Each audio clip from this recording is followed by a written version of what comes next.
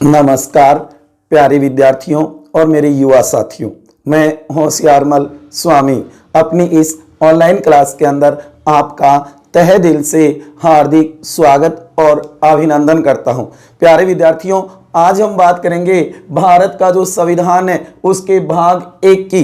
कई मेरे प्यारे विद्यार्थी कह रहे थे कि सर कह रहे हैं कि भाग 1 और 2 कब करवाएंगे, जो कि 3 करवा दिया, 4 करवा दिया, कंटिन्यू चल रही है। तो साथियों, आज उसकी भी कमी पूर्ति कर दी जाएगी। आज हम बात करेंगे भाग 1 की, जिसका नाम है संघ और उसका राज्य क्षेत्र। बहुत ही महत्वपूर्ण है। कई विद्यार्थी इस टॉपिक को इग्नोर कर देते हैं और देखा जाता है कि इससे कई बार कंपटीशन में क्वेश्चन आ जाता है। उस समय नानी याद आ जाती है कि ये तो हमें देखा हुआ ही नहीं है, पढ़ा हुआ नहीं है। नहीं प्यारे विद्यार्थियों, हमें ऐसा नहीं करना। इस टॉपिक को अब याद कर लेना है। नाना और नानी को वैसे ही याद कर लेना है तो ठीक है, नहीं है तो भी हम उन्हें याद कर सकते हैं और साथ में इस टॉपिक को भी तैयार कर सकते हैं। समझ गए ना? बहुत से विद्यार्थी इस टॉपिक को क्लियर नहीं करते, समझते नहीं है। वो सोचते कि इसमें से क्वेश्चन तो क्या आएगा। देखना प्यारे विद्यार्थियों, जब भी कंपटीशन होगा कई बार इसमें से क्वेश्चन पूछ लिया जाता है। चाहे वो बड़े कंपटीशन हो चाहे छोटे कंपटीशन हो, उसके अंदर आपने देखा होगा राज्यों से संबंधित, संघ शासित क्षेत्र से संबंधित क्वेश्चन पूछे जाते हैं। उस समय देखना क्या हालत होगी। अगर हमारा पढ़ा हुआ होगा तो हम खुश हो जाएंगे कि हाँ, होशियार जी सर ने हमें भारतीय संविधान का भाग 1 बताया था और उसी में से ये क्वेश्चन आया है। इसलिए प्यारे विद्यार्थियों, इस क्लास को अंत तक पूरा देखना। बहुत ही महत्वपूर्ण, रोचक, गजब और मजेदार क्लास है आज वाली। हाँ, हो सकता है कुछ छोटे लिखे हुए हैं बोर्ड के ऊपर, क्योंकि मैं चाहता हूं ज्यादा से ज्यादा मैटर आप तक पहुंचाऊं मेरे साथियों। इसलिए मैंने छोटे लिख करके भी पूरा मैटर कंप्लीट करने की पूरी कोशिश की है। अगर आपको कम दिख रहा है, अस्पष्ट दिख रहा है, तो साथियों अंत में मैं इसको जूम करके बड़ा दिखा दूंगा और इसके साथ साथ में आप अच्छी प्रकार से सुनते रहना। ये सारी बातें मैं बोलूंगा, आपको समझाऊंगा, तो उस समय क्लियर कर लेना।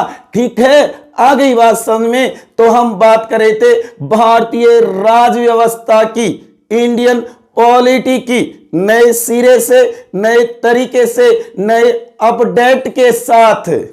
उसी क्रम में जैसे कि हमने भाग 3 कंप्लीट कर लिया, भाग 4 भी कंप्लीट कर लिया, उसके बाद में हम आगे देखेंगे अगले सप्ताह में भाग 4 के मूल या मौलिक कर्तव्य।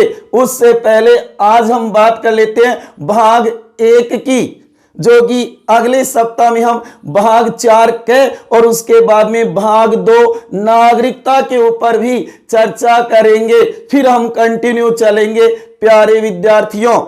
आई बात समझ में? तो इसे सबसे पहले नोट कर लेना अपनी नोटबुक में। हम बात किसकी कर रही हैं? भारत का संविधान।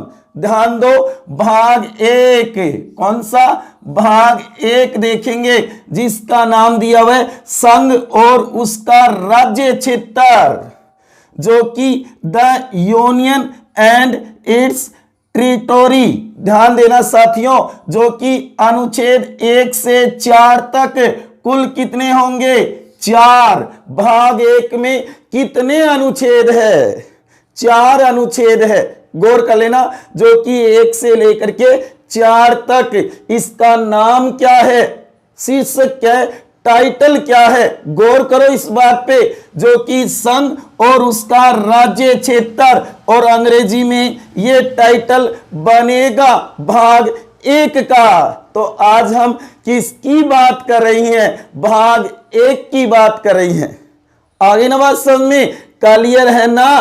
पल्ले पड़े है ना? बहुत ही महत्वपूर्ण, very very most important topic है। ये मत कहना कि सर तो सभी को ही मोस्ट बताते हैं, है तभी तो बता रहा हूं भाई लोगों। गौर करो इस पे, तैयार करो जो आगे कंपटीशनों में आपके बहुत काम आएंगे। ध्यान दो इस पे। हाँ साथियों, अब देखो इसके अनुच्छेद देखेंगे हम, एक एक बहुत ही महत्वपूर्ण है। सबसे पहले देखो अनुच्छेद 1, भारतीय संविधान का नंबर 1 अनुच्छेद क्या कहता है, क्या शब्दावली है उसकी। बहुत बार इसमें से क्वेश्चन पूछा जाता है, ये मैं दावा करता हूं, विश्वास है मेरे को, इसे जरूर तैयार कर लेना, बहुत काम आएगा आपके। ध्यान दो साथियों। हां जी, इसके अंदर लिखा हुआ है संघ का नाम और राज्य क्षेत्र, ये टाइटल है इसका, शीर्षक संघ का नाम और राज्य क्षेत्र। तो आपका क्वेश्चन बन सकता है कि संघ राज्य क्षेत्र का उल्लेख कौन से अनुच्छेद में है, तो अनुच्छेद 1 के अंदर है। आ गई ना बात समझ में। इस तरीके से क्वेश्चन बन सकता है, ध्यान दो साथियों, ठीक है।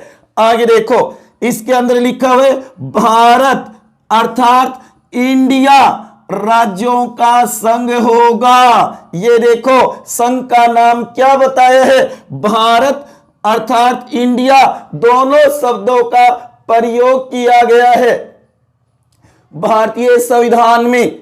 भारत का या हमारे देश का क्या नाम लिखा हुआ है, तो गौर करना, भारत अर्थात इंडिया, हिंदुस्तान नहीं है, भारतवर्ष नहीं है, आर्यवर्त नहीं है, ये 2 ही नाम है, भारत अर्थात इंडिया। और भारत को अनुच्छेद 1 में क्या कहा गया है, राज्यों का संघ कहा गया है। भारत है राज्यों का संगठन, संस्था, समूह या यूनियन। गौर करना, संघ होगा यूनियन, भारत राज्यों का संघ है। जबकि गौर करना, यूनियन ऑफ स्टेट्स, जबकि संघ के लिए फेडरेशन शब्द भी काम में आता है, लेकिन भारत के अंदर नहीं है। जबकि अमेरिका में फेडरेशन है, जबकि भारत में यूनियन है। दोनों का अर्थ एक ही होता है, फेडरेशन का अर्थ भी संघ होता है, यूनियन का अर्थ भी संघ होता है। तो गौर से सुनना साथियों, यहां यूनियन का मतलब है कि राज्य मिलकर के भारत संघ का निर्माण करते हैं, राज्य भारत से अलग नहीं हो सकते। सहमिलन पत्र पर हस्ताक्षर किए हैं सभी ने, तभी तो भारत संघ बना था।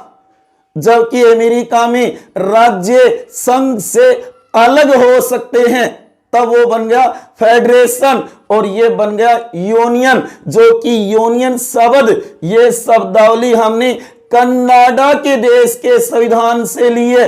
गौर कर लेना, भारत का जो संघ है वो किसके समतुल्य समान है, कनाडा देश के समान है। गौर करना, ये यूनियन शब्द कहां से लिया, कनाडा देश से लिया है। अनुच्छेद 1 की शब्दावली कहां से, कनाडा देश से। गौर कर लेना, तो यहां यूनियन आएगा, यूनियन ऑफ स्टेट्स कहा है भारत को अनुच्छेद 1 में। हो गई ना बात क्लियर। अनुच्छेद 1 संघ का नाम और राज्य क्षेत्र उसका, जो कि संघ का नाम तो है भारत अर्थात इंडिया, जो कि राज्यों का संघ होगा यूनियन ऑफ स्टेट्स। अब देखो कि राज्य और उसके राज्य क्षेत्र में होंगे कौन, पहली अनुसूची में निर्दिष्ट जो है ना वो होंगे, जो कि देखो भारत के राज्य क्षेत्र में कौन कौन आएंगे, तो ध्यान देना, राज्यों के राज्य क्षेत्र, तो गौर करना राज्य आएंगे सबसे पहले। तो उसके बाद में ख में दिया पहली अनुसूची में विशिष्ट संघ राज्य क्षेत्र होंगे, केंद्र शासित प्रदेश होंगे। ध्यान देना, केंद्र शासित प्रदेश शामिल होंगे, ये ख में दिया है। उसके बाद में ग में दिया ऐसे अन्य राज्य क्षेत्र जो अर्जित किए जाएं वो समाविष्ट होंगे। ध्यान देना, अर्जित क्षेत्र, तो ये तीनों होंगे शामिल। गौर करना, पहला राज्य, दूसरा केंद्र शासित प्रदेश और तीसरा अर्जित क्षेत्र, अर्जित प्रदेश। ये होंगे भारत के राज्य क्षेत्र में। केवल राज्य और केंद्र शासित प्रदेश मत कर देना, यहां पे अर्जित क्षेत्र भी आएगा। गौर करो साथियों, बहुत ही महत्वपूर्ण है। ये अनुच्छेद 1 में बताया गया है। कैमी, खैमी, गैमी, राज्य, केंद्र शासित प्रदेश, अर्जित क्षेत्र। ठीक, आगे बात समझ में। कहने का मतलब राज्य और उसके राज्य क्षेत्र वे होंगे जो पहली अनुसूची में, जो हमारे भारतीय संविधान के अंदर 8 अनुसूचियां थी मूल संविधान के समय, अब 12 है। उसमें से जो पहली अनुसूची है ना, उसमें विनिर्दिष्ट है ना, वही होंगे। ये 7वें संशोधन 1956 की धारा 2 के द्वारा कहा गया था। ध्यान देना, राज्य और उसके राज्य क्षेत्र में वे होंगे जो पहली अनुसूची में विनिर्दिष्ट है, उनको शामिल किए। 7वें संविधान संशोधन अधिनियम 1956 की धारा 2, जो संविधान संशोधन अधिनियम होते हैं ना, उनकी भी तो धाराएं होती है। उनके अंदर पॉइंट 1 नंबर, 2 नंबर, 3 नंबर, उन्हें धाराएं कहा है। आर्यन बात में जो मैं कई बार इस शब्द का प्रयोग करता हूं कि धारा 2, धारा 8, धारा 9, तो वो उस अधिनियम की धारा होती है। आई ना बात समझ में? कई मेरे प्यारे विद्यार्थी कंफ्यूज हो रहे होंगे इस बात पे। हाँ जी, कैसी लग रही है आज वाली क्लास? बहुत ही नॉलेज की है। गौर कर लेना साथियों, अति महत्वपूर्ण है। कवर करो इतने दिमाग में इसे। हाँ, उसके आगे देखो, आगे अनुच्छेद 2, अनुच्छेद 2 में क्या कहा है?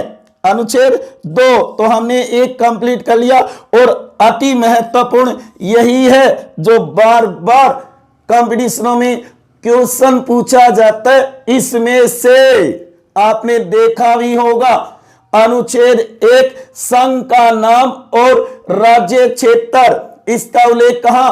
अनुच्छेद 1 में। भारत को अनुच्छेद 1 में क्या कहा है? राज्यों का संघ कहा है। ध्यान देना, राज्यों का संघ कहा है। अनुच्छेद 1 में भारत या हमारे देश का क्या नाम लिखा गया है? भारत अर्थात इंडिया लिखा गया है। दोनों ही नाम प्रयोग किए गए हैं। ऐसे क्वेश्चन बनते हैं। भारत राज्य क्षेत्र को कहां परिभाषित किया गया है? अनुच्छेद 1 में किया गया है। बढ़िया क्वेश्चन निकल सकता है कि भारत को राज्य क्षेत्र के रूप में कहां परिभाषित किया गया है? तो अनुच्छेद 1 में किया गया है।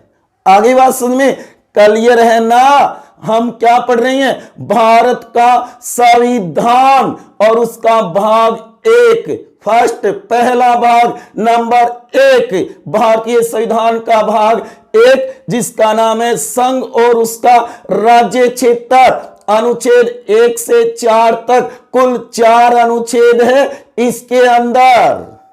आ गई बात समझ में? पल्ले पड़े है ना? कैसी लग रही है क्लास? अगर अच्छी लग रही हो तो इसे ज्यादा से ज्यादा शेयर कर देना और लाइक करना तो मत भूलना। आ गई ना बात समझ में? आगे देखो, अनुच्छेद 2 में क्या कहा है? नए राज्यों का प्रवेश या स्थापना। ध्यान देना, भारत संघ में नए राज्यों का प्रवेश या स्थापना संसद विधि द्वारा सशर्त उन्हें शामिल करेगी। कहने का मतलब है ये भारत है और इसमें बाहर से किसी नए राज्य का प्रवेश करना है तो वो अनुच्छेद 2 होगा। ध्यान देना साथियों, बाहर से अगर कोई नए राज्य को प्रवेश देना है या स्थापना करनी है तो ये काम कौन करेगी? संसद करेगी, विधि बना करके, कानून बना करके। आई ना बात समझ में? संसद को ये अधिकार है बाहर से। ये ध्यान देना, ये भारत है, ये भारत है और बाहर से किसी नए राज्य का प्रवेश देना है तो। आगे बात समझ में? और इसी के अंदर देखा गया था अनुच्छेद 2 क या ए जोड़ा गया था, जो कि सिक्किम को भारत का सह राज्य, सिक्किम को भारत का सह राज्य शामिल करते हुए 35वां संविधान संशोधन 1974 के द्वारा अनुच्छेद 2 क या ए नया जोड़ा गया था। ये देखो कैपिटल भी है और बड़ा कोष्टक भी है, ये तो आ रहा है ना ध्यान में, अति महत्वपूर्ण है। अनुच्छेद 2 क या ए सिक्किम को सह राज्य का दर्जा दिया गया था 35वें संविधान संशोधन 1974 इंदिरा गांधी सरकार द्वारा। लेकिन इसके बाद में कहा जाता है कि 36वें संशोधन 1975 द्वारा इसे निरसित कर दिया गया, हटा दिया गया, अब नहीं है, जो कि सिक्किम को पूर्ण राज्य का दर्जा दे दिया, 22वां राज्य बन गया सिक्किम। 1975 में इंदिरा गांधी प्रधानमंत्री थे उस समय, ध्यान देना, जो कि 2 क या ए 35वें के द्वारा सिक्किम को सह राज्य बनाया था, उस समय ये नया संशोधन किया था। उसके बाद में कहा जाता है कि 36वें, ये बहुत बार आता है, 36वें संशोधन 1975 के द्वारा इसे निरसित कर दिया, हटा दिया और सिक्किम को पूर्ण राज्य का दर्जा दे दिया और 22वें नंबर का राज्य बन गया सिक्किम। तो इसमें से बहुत बार क्वेश्चन पूछा जाता है, इसे नोट कर लेना, अच्छी प्रकार से सुना होगा आपने, हो सकता है आपको स्पष्ट न दिख रहा हो, लेकिन सुना तो है ना, उसे अच्छी तरीके से नोट कर लेना साथियों, ठीक है। आगे बात समझ में, चले आगे। हाँ जी, उसके बाद में देखो आगे अनुच्छेद 3, अनुच्छेद 3 जो कि कहता है कि नए राज्यों का निर्माण और वर्तमान राज्यों के क्षेत्रों, सीमाओं या नामों में परिवर्तन कौन करेगी? संसद विधि द्वारा करेगी। कहने का मतलब है कि भारत में नए राज्य, अब भारत के अंदर की बात है, ध्यान रखना, अंदर कोई नया राज्य बनाना है, जो वर्तमान में हम देख रहे हैं 28 राज्य और 8 केंद्र शासित प्रदेश हैं। ये अनुच्छेद 2 तो बाहर से नए राज्यों का प्रवेश या स्थापना की बात करता है, कानून संसद ही बनाएगी, जबकि अनुच्छेद 3 है ना, वो अंदर ही नए राज्यों का निर्माण करना हो या फिर वर्तमान राज्यों के क्षेत्रों में, ध्यान देना, सीमाओं में या नामों में परिवर्तन करना हो तो संसद विधि द्वारा ये काम करेगी। ध्यान देना, संसद करेगी, लेकिन इसके लिए राष्ट्रपति की पूर्व अनुमति आवश्यक है। यह भी गौर कर लेना, राष्ट्रपति की स्वीकृति मिलना जरूरी है, उसके बाद में ही ये प्रस्ताव साधारण बहुमत से पारित करेगी संसद। हाँ, उस राज्य से पूछा जा सकता है, राज्य विधानमंडल, राज्य विधानसभा से पूछा जा सकता है, लेकिन राष्ट्रपति उससे पूछेगा, लेकिन उसका कोई प्रभाव नहीं होगा, चाहे वो हाँ में कहे या ना में कहे, उसका कोई प्रभाव नहीं है। और राज्य विधानमंडल कितने समय में ये मानो अपनी अनुमति या अपनी रिपोर्ट देगा, ये राष्ट्रपति तय करेगा। बहुत बढ़िया क्वेश्चन निकल सकता है। जिस राज्य में कोई नया राज्य निर्माण करना हो, किसी के क्षेत्र में, सीमा में कटौती बढ़ोतरी करनी हो या फिर नाम में परिवर्तन करना हो, तो ये काम करेगी संसद। वेरी वेरी मोस्ट है, ध्यान देना, अति महत्वपूर्ण है। अनुच्छेद 3, अनुच्छेद 3 अच्छी प्रकार से सुन लो प्यारे विद्यार्थियों, बहुत काम आएगा। तो अनुच्छेद 3 में जब नए राज्यों का निर्माण करना हो भारत के अंदर, जबकि अनुच्छेद 2 बाहर से नए राज्य का प्रवेश या स्थापना हो तब संसद विधि द्वारा काम करेगी और 3 में अंदर करेगी, लेकिन राष्ट्रपति की अनुमति आवश्यक है। साधारण बहुमत से प्रस्ताव पारित होगा, चाहे नए राज्य के गठन का हो, सीमा में कटौती बढ़ोतरी का हो, नाम परिवर्तन का हो। आई बात समझ में। लेकिन राज्य विधानमंडल से राज्य से पूछा जा सकता है जो उससे संबंधित है, लेकिन उसका कोई प्रभाव नहीं पड़ेगा, चाहे राज्य हाँ में जवाब दे या ना में दे।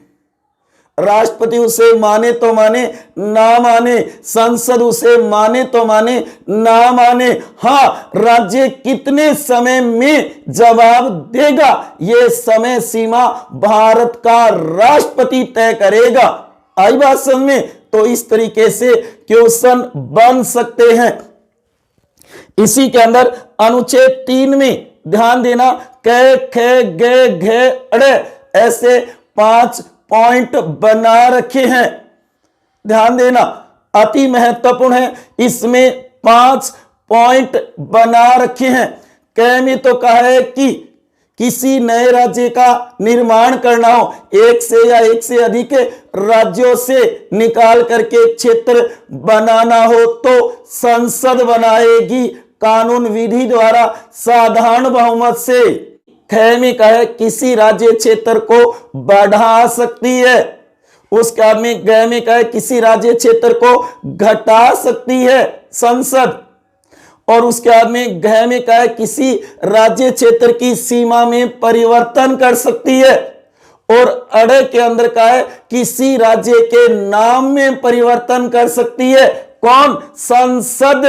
ये अधिकार किसको दिए? संसद को दिए, जो कि अमेरिका में ये अधिकार राज्य को है। ध्यान देना, जो कि इसमें तो कहा है कि किसी नए राज्य का निर्माण चाहे एक राज्य से हो या एक से अधिक राज्यों से मिलाकर के भी नए राज्य का निर्माण कर सकती है संसद। उसके बाद में आप देखोगे क्षेत्र को बढ़ा सकती है, उसके बाद में क्षेत्र को घटा सकती है, सीमा में परिवर्तन कर सकती है और नाम में परिवर्तन कर सकती है भारतीय संसद। आगे नवासन में अति महत्वपूर्ण है अनुच्छेद 3 नए राज्यों का निर्माण और वर्तमान राज्यों के क्षेत्रों, सीमाओं या नामों में परिवर्तन संसद विधि द्वारा करेगी। इसे समझ लेना अच्छी प्रकार से। उसके बाद में अनुच्छेद 4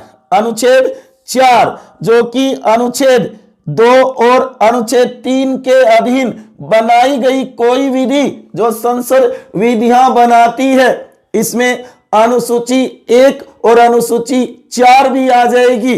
ध्यान देना, जो कि अनुच्छेद 2 और अनुच्छेद 3 के अधीन बनाई गई कोई विधियां कानून अनुच्छेद 368 संविधान संशोधन के प्रयोजन के लिए इसे संविधान का संशोधन नहीं समझी जाएगी।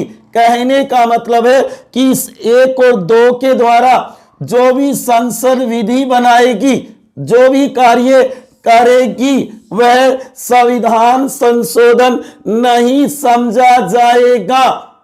याद करो, जब तेलंगाना राज्य बना था 2 जून 2014 को 29वां, क्या उस समय भारतीय संविधान में कोई संशोधन हुआ था? ना जी ना, कोई संशोधन नहीं हुआ, क्योंकि देखो इसमें कहा है कि अनुच्छेद 2 और अनुच्छेद 3 अनुसूची 1 पहली अनुसूची और चौथी अनुसूची के अधीन बनाई गई कोई विधि अनुच्छेद 368 के प्रयोजनों के लिए इस संविधान के अंदर संशोधन नहीं समझी जाएगी। उन्हें संविधान संशोधनों में काउंट नहीं किया जाएगा, संविधान संशोधन नहीं माना जाएगा और संसद विधि बनाएगी साधारण बहुमत से। जो संविधान संशोधन की पहली विधि पहला प्रकार जो माना जाता है वो होगा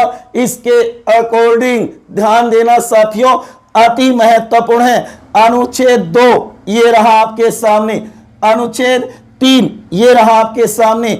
इन दोनों के तहत संसद कोई विधि बनाएगी वो संविधान संशोधन में काउंट नहीं होगी। आगे इस समझ में, अति महत्वपूर्ण बन सकता है वो संविधान संशोधन नहीं माने जाते। आगे ना बात समझ में। अनुच्छेद 2 और अनुच्छेद 3 के तहत संसद जो भी विधि बनाएगी वो संविधान संशोधन के रूप में काउंट नहीं होगी, कोई संविधान संशोधन नहीं माना जाएगा। क्लियर है ना, समझ में आ रहा है ना।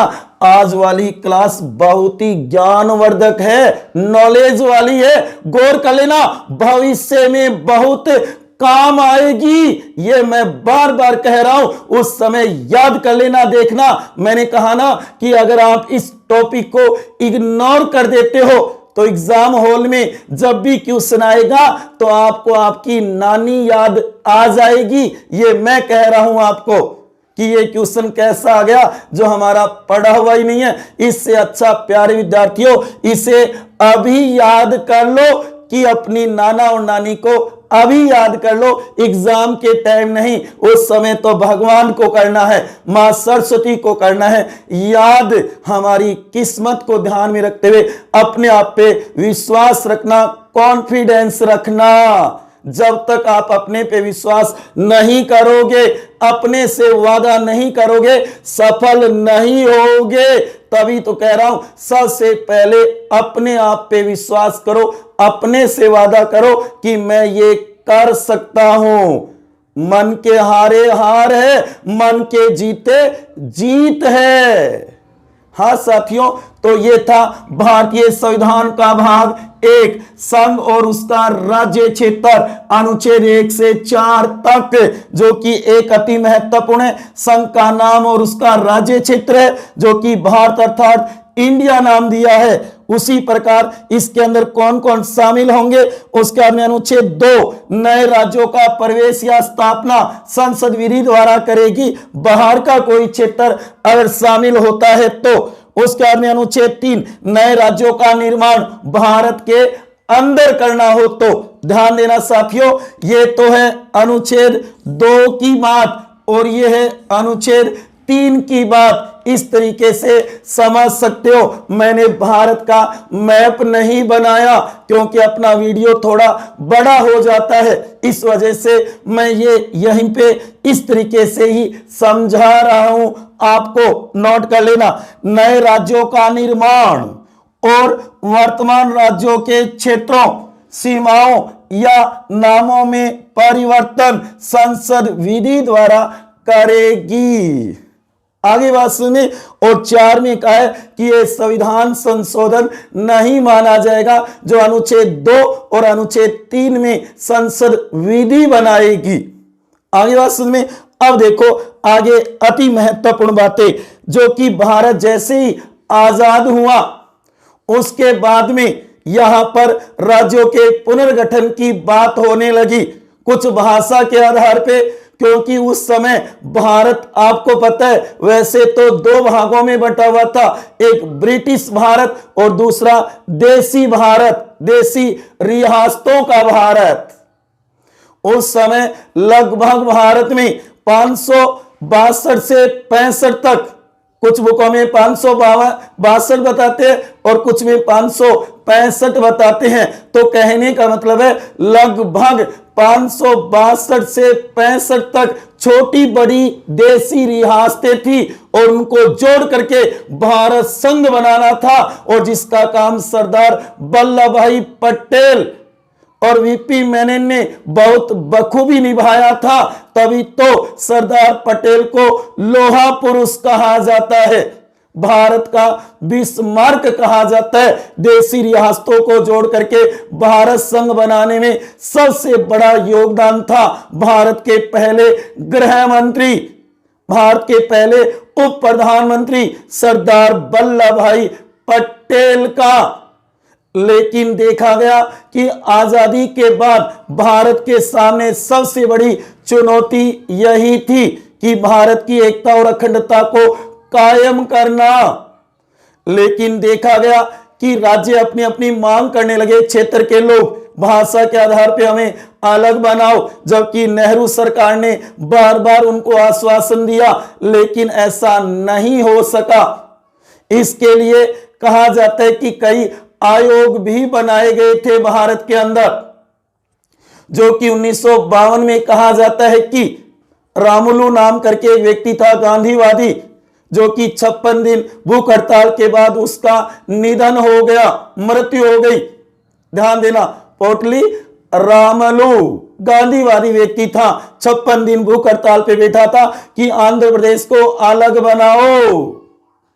तब कहा जाता है कि पहली बार 1 अक्टूबर 1953 को केंद्र सरकार ने आंध्र प्रदेश राज्य नया बनाया, भाषा के आधार पे आजादी के बाद बनने वाला पहला राज्य आंध्र प्रदेश 1953, 1 अक्टूबर 1953 को बना था। गौर कर लेना, अति महत्वपूर्ण है। आंध्र प्रदेश आजादी के बाद भारत का भाषा के आधार पे बनने वाला पहला राज्य। कब? 1953। उसके बाद में देखा गया हर क्षेत्र के लोग, जनता मांग करने लगी थी। तब कहते कि राज्य पुनर्गठन आयोग की स्थापना की गई थी। हालांकि उससे पहले भी कहा जाता है कि, गौर से सुनना, राज्यों का पुनर्गठन जो कि एस के धर आयोग बनाया 1947 में, नवंबर 1947 में, जिसने अपनी रिपोर्ट दी थी 10 दिसंबर 1948 को, जिसमें कहा था कि भाषा के आधार पे राज्यों का पुनर्गठन नहीं होगा। ध्यान देना, एस के धर आयोग 1947 में बना, रिपोर्ट 1948 में दी थी, लेकिन इसे लागू नहीं किया केंद्र सरकार ने।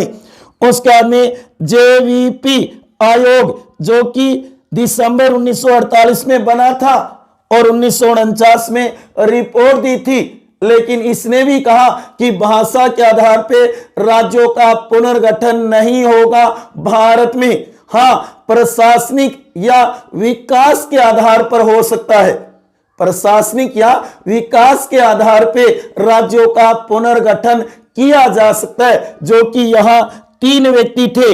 ध्यान देना, जे से बन जाएगा जवाहरलाल नेहरू, वी से बन जाएगा वल्लभ भाई पटेल और पी से बन जाएगा पटाभी सीतारमैया।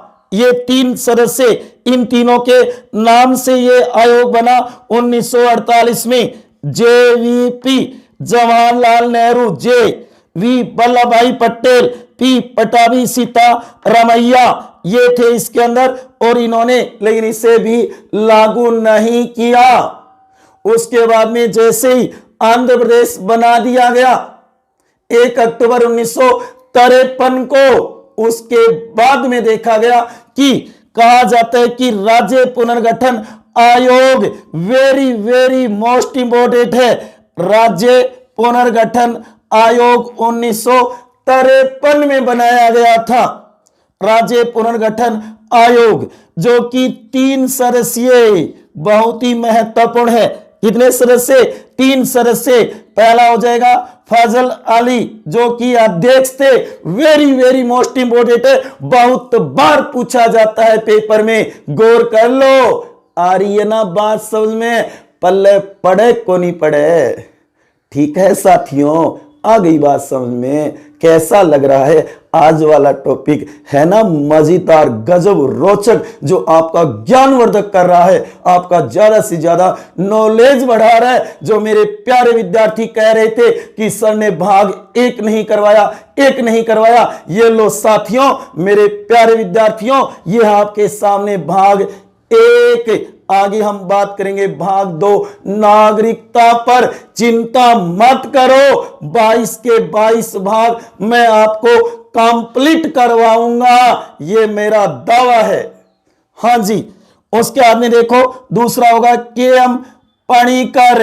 इसका सदस्य था। और तीसरा होगा हरदेनाथ कुंजरू, जो कि HN कुंजरू भी आ सकते हैं। इन तीनों को तैयार कर लेना। अध्यक्ष कौन था? फजल अली, राज्य पुनर्गठन आयोग का, जो कि इसने अपनी रिपोर्ट दी थी 30 दिसंबर 1955 को। बना कब? 1953 को। रिपोर्ट कब दी? 1955 को। और जबकि इस रिपोर्ट को लागू किया गया 1956 में, 7वें संशोधन 1956 के द्वारा। ध्यान देना, इसने अपनी रिपोर्ट के अंदर 16 राज्य और 3 केंद्र शासित प्रदेशों की बात की थी, लेकिन इस बात को लागू नहीं किया। राज्य पुनर्गठन आयोग ने भाषा के आधार पर राज्यों का पुनर्गठन किया था। अति महत्वपूर्ण बात है। और कहा कि भारत में 16 तो राज्य बना दो, 3 केंद्र शासित प्रदेश बना दो, लेकिन केंद्र सरकार इस बात को तो नहीं मानती। लेकिन फिर भी इसकी सिफारिश को लागू करते हुए 1956 में 7वें संविधान संशोधन 1956 के द्वारा भारत में 14 राज्य, अति महत्वपूर्ण 14 राज्य और 6 केंद्र शासित प्रदेश बनाए थे 1 नवंबर 1956 को। आगे बात समझ में। सिफारिश कितने की थी? 16 राज्य और 3 केंद्र शासित प्रदेशों की थी, जबकि बनाए कितने? 14 राज्य और 6 केंद्र शासित प्रदेश बनाए थे। ठीक है। अब उसके बाद में ध्यान देना, 14 राज्यों के बाद में क्रम जो कौन सा होगा? 15वां बनेगा गुजरात। 1960 में कहा जाता है कि बॉम्बे जो प्रांत था, बॉम्बे जो राज्य था ना, उसके 2 भाग बना दिए। मराठी बोलने वाला महाराष्ट्र, जिसकी बंबई राजधानी, और गुजराती बोलने वाला था, उसे गुजरात बना दिया। तो 15वां गुजरात हो जाएगा 1960 में। महाराष्ट्र तो था ही, वो रह गया। अगली बात सुनिए। उसके बाद में 16वां बना दिया नागालैंड 1963 में। असम से अलग करते हुए अच्छी प्रकार से सुनना। यहां पे क्या पता आपको सही ना दिख रहा हो, स्पष्ट ना दिख रहा हो। किस्सा गुरुजी है ये, जो देखो कितना छोटा छोटा लिखा है, मट्टा गुरुजी है ना। मट्टा गुरुजी देखो कितना छोटा छोटा लिखा है। तो प्यारे विद्यार्थियों, युवा साथियों, मैं बोल भी तो रहा हूं, उसको कैच कर लो, या फिर इसका स्क्रीनशॉट लेकर के जूम करके देख सकते हो। मैं बोल रहा हूं, उसको समझ लो। असम से अलग होकर के गुजरात किससे अलग होकर के बना? महाराष्ट्र से, जबकि नागालैंड असम से अलग होकर के बना था। उसके बाद में हरियाणा 17वां कौन सा होगा? हरियाणा 1966 पंजाब से अलग होकर के, पंजाब से अलग होकर के हरियाणा बना दिया। पंजाबी वाला पंजाब बन गया जो पहले था ही, और हरियाणवी बोलने वाला, हिंदी बोलने वाला था, उसे हरियाणा बना दिया। आई बात में। उसके बाद में 18 जो कि हिमाचल प्रदेश 1971 में जो पहले केंद्र शासित प्रदेश था। गौर करना, 1956 में जो 6 केंद्र शासित प्रदेश थे ना, वो ये थे। वहां से लाए हिमाचल प्रदेश को राज्य का दर्जा दे दिया, राज्य का दर्जा दे दिया 1971 में। उसके बाद में 19वां मणिपुर 1972 में राज्य बना दिया, जो पहले केंद्र शासित प्रदेश था। ऐसा क्वेश्चन भी आ सकता है कि कौन सा केंद्र शासित प्रदेश राज्य बना था। हर तरीके से तैयार कर लेना साथियों, इस तरीके से भी तो क्वेश्चन आ सकता है। ठीक है, आ सकता है ना। हाँ, तो इसलिए गौर कर लेना। उसके बाद में कहीं आ सकते मणिपुर किससे अलग हुआ? अरे केंद्र शासित प्रदेश से निकल करके आया था।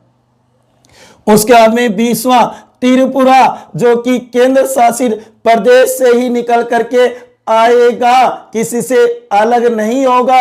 ये तीनों केंद्र शासित प्रदेश थे 1956 में, जो 6 बनाए थे ना राज्य पुनर्गठन आयोग की सिफारिश पे। तो कहने का मतलब है इन तीनों को राज्य का दर्जा दे दिया गया। हिमाचल प्रदेश 1971 में, मणिपुर 1972 में, त्रिपुरा 1972 में। उसके बाद में 21वां बनेगा मेघालय 1972 में, असम से अलग होकर के। पूर्वोत्तर जो राज्य थे उनका पुनर्गठन करते हुए असम से अलग होकर के मेघालय बना था। पल्ले पड़े हैं ना, समझ में आ रहा है ना, नोट कर लेना इस बात को, बहुत काम आएगी भविष्य में। टाबरो ध्यान दे दो इस पे, बहुत काम की बात है या। हाँ जी, उसके बाद में देखो आगे 22वां सिक्किम। इसकी कहानी तो मैंने बताई थी आपको।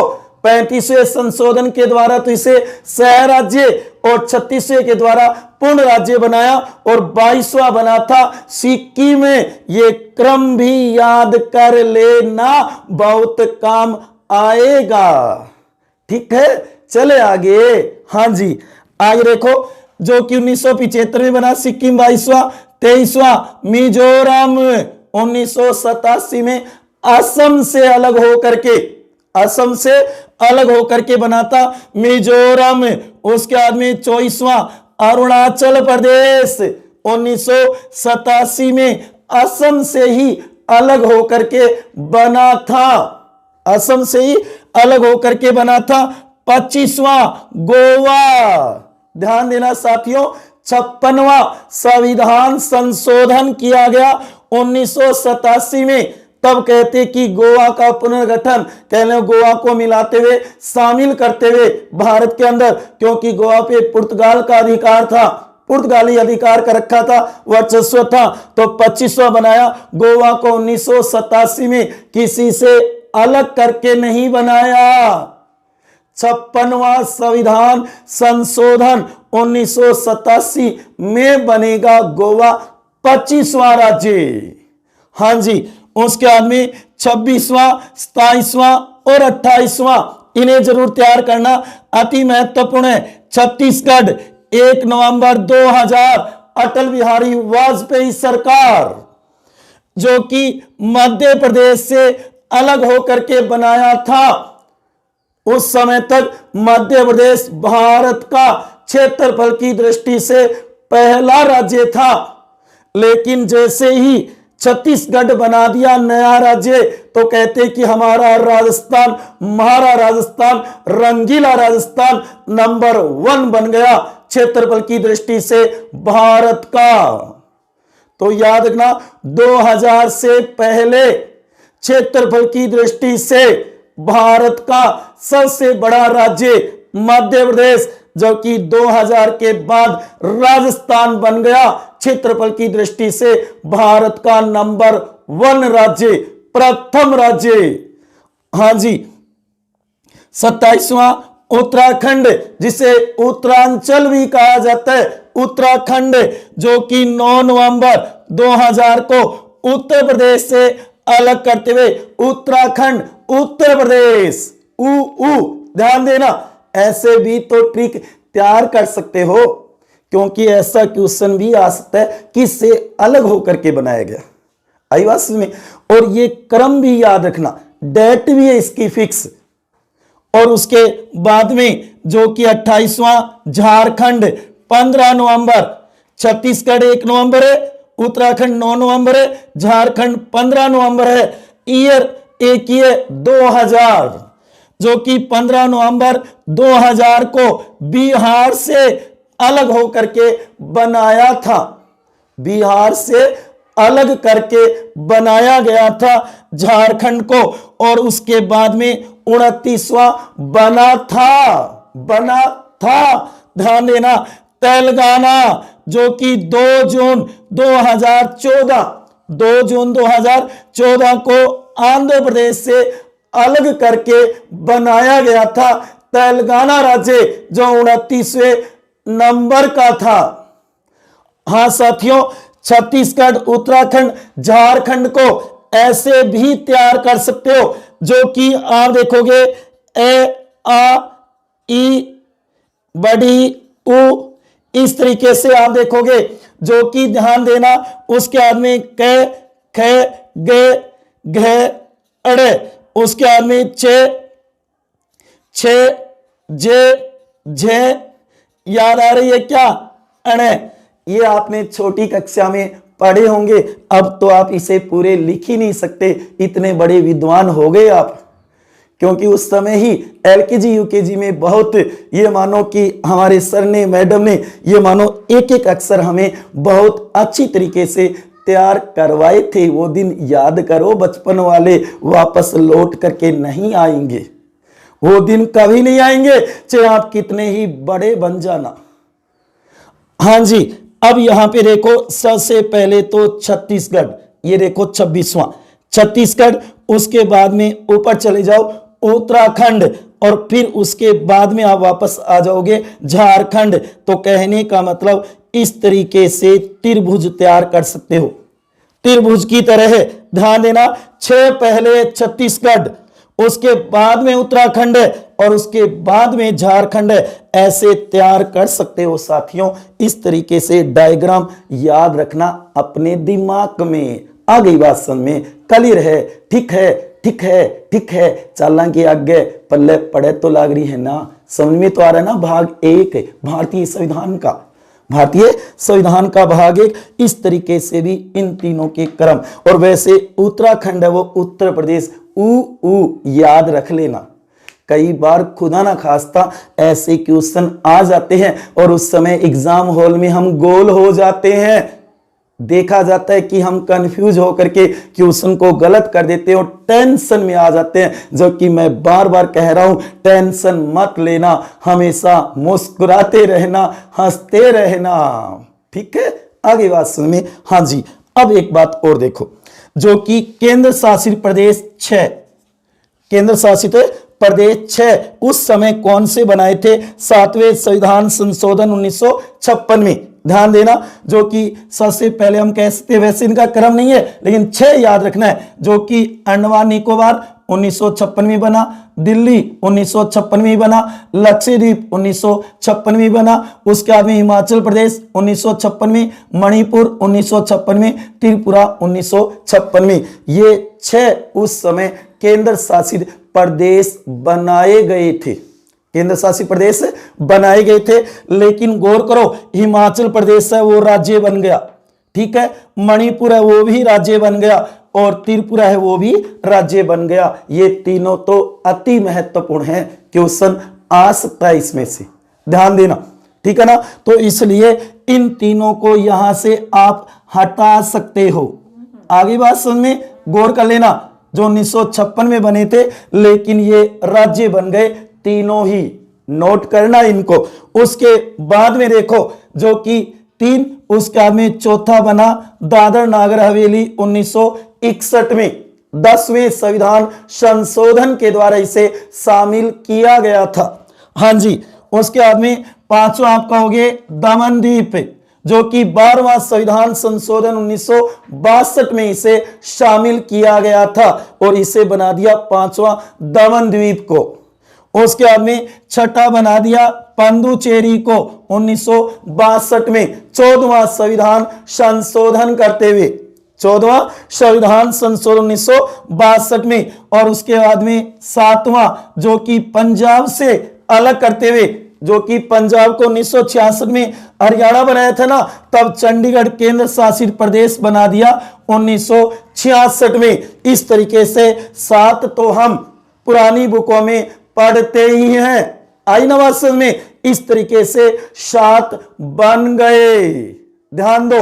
और उसके बाद में 2019 में जम्मू कश्मीर का पुनर्गठन किया गया, धारा 370 को हटाया गया, विशेष दर्जा जो दे रखा था अनुच्छेद 370 में जम्मू कश्मीर को, जेके को, तो उसे हटा दिया 5 अगस्त 2019 को, और उसके 2 केंद्र शासित प्रदेश बना दिए।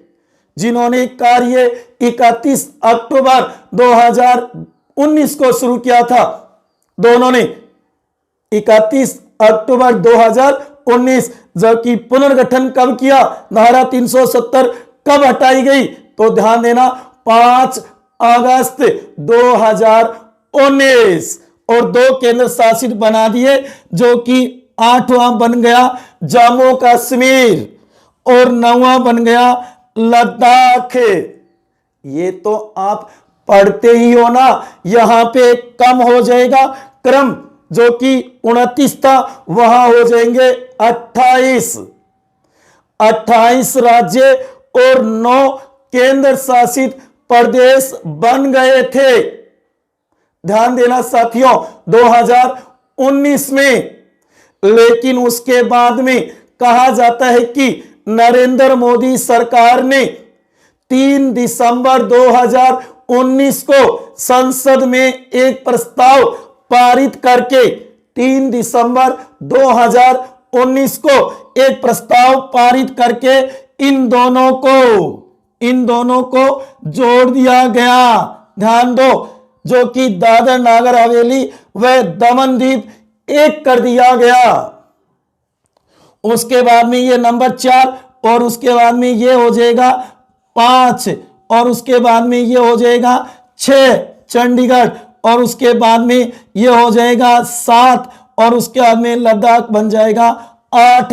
इस प्रकार से अब वर्तमान में भारत के अंदर 28 तो राज्य हैं, ध्यान देना, और 8 केंद्र शासित प्रदेश हैं। ध्यान दो साथियों, अति महत्वपूर्ण है। वर्तमान में ये क्वेश्चन भी आ सकते हैं, बहुत इजी क्वेश्चन है। तो मैंने कहा ना कि अनुच्छेद 1 से 4 तक भाग 1 में से बहुत बार क्वेश्चन पूछे जाते हैं। इसलिए वर्तमान में भारत के अंदर कितने राज्य, 28 राज्य, 29 मत कर देना, जम्मू कश्मीर अब नहीं है। उसके बाद में 8 केंद्र शासित प्रदेश, जिसे संघ शासित प्रदेश भी कह सकते हैं, क्योंकि दादर नागर हवेली और दमन दीप को 3 दिसंबर 2019 को एक प्रस्ताव पारित करके दोनों को मिला दिया गया, एक कर दिया गया, जो अलग अलग थे। इस प्रकार से 8 ही केंद्र शासित प्रदेश होंगे। और ध्यान देना, दिल्ली बहुत ही महत्वपूर्ण, जो कि दिल्ली को 69वें संविधान संशोधन 1991, 69वें संविधान संशोधन 1991 में राष्ट्रीय राजधानी क्षेत्र घोषित कर दिया गया, एनसीआर। गौर करो साथियों, दिल्ली को राष्ट्रीय राजधानी क्षेत्र घोषित कर दिया गया। हाँ, केंद्र शासित प्रदेश तो है ही, जबकि इसके अंदर हमारे राजस्थान, हरियाणा आसपास के कुछ क्षेत्रों को शामिल कर दिया गया, जो औद्योगिक क्षेत्र है, जैसे कि अलवर, भरतपुर, इनके कुछ क्षेत्र को दिल्ली की राष्ट्रीय राजधानी क्षेत्र में माना जाता है। ऐसा आप जीके के अंदर पढ़ते भी होंगे। लेकिन यह ध्यान रखना, दिल्ली को राष्ट्रीय राजधानी क्षेत्र कब घोषित किया गया, तो ध्यान देना 69वें संविधान संशोधन 1991। कई बार तो ये ईयर पूछ ली जाती है, तो इस बात को नोट करना। और राज्य पुनर्गठन आयोग के बारे में अच्छी तरीके से तैयार कर लेना। उसने अपनी सिफारिश में कितने बताए, 16 राज्य और 3 केंद्र शासित प्रदेश बताए थे, लेकिन इन्हें न लागू करके, हाँ, इसकी सिफारिशों को लागू तो किया गया था, ठीक है ना, जिसके भाषा के आधार पर इसने राज्य पुनर्गठन किया था, जो बहुत बड़ी समस्या, विकट समस्या थी भारत के अंदर उस समय, जो छोटे छोटे राज्य बन रहे थे। हाँ, भारत के अंदर अभी भी नए राज्यों की मांग चल रही है, जैसे कि महाराष्ट्र में विद्रोह की मांग चल रही है, वहीं पंजाब में खालिस्तान की मांग चल रही है, वहीं आप देखोगे गोरखालैंड की मांग चल रही है, वहीं पूर्वांचल की मांग चल रही है, तो हरित प्रदेश की मांग चल रही है। तो ऐसी कई मांगे चल रही है, लेकिन सरकार देखो कब करती है इन राज्यों का गठन, क्योंकि नए राज्यों का गठन करना इतना आसान काम नहीं है, क्योंकि पूरा प्रशासन नया बनाना पड़ता है। वैसे देखा जाए तो भारत में कोई ज्यादा नहीं है, भारत में जो कि 28 राज्य हैं वर्तमान में और 8 केंद्र शासित प्रदेश हैं वर्तमान में, जो कि संघ शासित प्रदेश भी कह सकते हो, ये वर्तमान में भारत की स्थिति है। जबकि अमेरिका जिसके अंदर 50 राज्य है, देखो जो कि भारत से छोटा है लेकिन 50 राज्य बना रखे और उनमें संगठन है, तो भारत भी एक राज्यों का संघ है, याद रखना, ठीक है। तो इस तरीके से इस टॉपिक को क्लियर कर सकते हो प्यारे विद्यार्थियों। बहुत ही नॉलेज की बात है जो मैं बार बार कह रहा हूं, इसमें से आगामी कंपटीशनों में आपको क्वेश्चन मिलेंगे भविष्य में, और उस समय होशियार जी सर को याद कर लेना कि हाँ सर ने एक दिन हमें भाग 1 संघ और उसका राज्य क्षेत्र अच्छी प्रकार से समझाया था, तभी आज मेरा ये क्वेश्चन सही हो गया। आप खुश हो जाओगे, क्योंकि व्यक्ति का खुश होना, प्रफुल्लित होना, प्रसन्न होना बहुत ही जरूरी है, तभी तो हमारा सिलेक्शन होगा प्यारे विद्यार्थियों। तो इसलिए इस टॉपिक को अच्छी तरीके से तैयार कर लेना, समझ लेना इन 4 अनुच्छेदों को। उसके बाद में राज्यों का पुनर्गठन के लिए कौन कौन से आयोग बने, उसके बाद में किस आयोग ने सिफारिश की, और उसके बाद में 14 राज्यों और 6 केंद्र शासित प्रदेश, उसके बाद में ये राज्य तैयार कर लेना कब कब बने, किससे अलग होकर के बने थे, ऐसा क्वेश्चन भी आ जाता है साथियों। तो इसलिए इसे अच्छी तरीके से तैयार कर लेना। कैसी लगी आज वाली क्लास भाग 1 प्यारे विद्यार्थियों? अब मैं आपको इसका जूम करके दिखा रहा हूं, आप अच्छी तरीके से नोट कर लेना। जहां पर भी आपके समझ में नहीं आया है उसे कवर कर लेना प्यारे विद्यार्थियों, बहुत ही महत्वपूर्ण टॉपिक है, ठीक है ना। तो इसे अच्छी तरीके से तैयार कर लेना। जो भी आपके समझ में नहीं आया तो आप कमेंट बॉक्स में बता देना कि सर यहाँ पे हमारे समझ में नहीं आया, क्या लिखा हुआ है, कैसे आपने बताया था। तो इसे तैयार कर सकते हो साथियों, अति महत्वपूर्ण टॉपिक है भारत का संविधान। तो अंत में यही कहूंगा, सदा खुश रहो, हंसते रहो, मुस्कुराते रहो, प्रेम से मस्त रहो साथियों। ध्यान देना, एक बार पुनः आपका धन्यवाद जो आपने अपना कीमती समय निकाल करके ये वीडियो देखा है, सुना है और समझा है। आगामी भविष्य में बहुत काम आएगा, इन्हें नोट कर लेना। आ गई ना बात समझ में? ठीक है साथियों, मिलते हैं अगली क्लास में, तब तक खुश रहिए। ओके, जय हिंद।